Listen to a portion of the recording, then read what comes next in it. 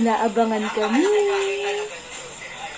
So, meron mga lolo at lola na sila yung nag-sustain sa mga ako. So, ano rin yun? Kumbaga, yung level talaga nung... Kumaga sa lahat, nag-qualify lahat sila sa sinete. Oo, so, For that, talagang pinili randomly yung talagang sino na lang. So, congratulations, Maris Christine Racho.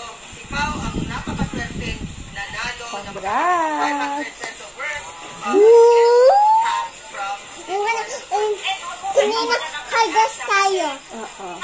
Hi guys, hinahantay kami.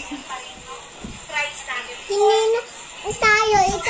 Hi guys tayo. ito naman yung medyo malaki talagang paparan yung sorpresa ni Madam Elma last week. The winner of a 1,000 peso worth of Sodexo gift certificate. Nagagamit nyo sa supermarket and sa department store. So, congratulations to Natalie Dayan Alviar Velasquez.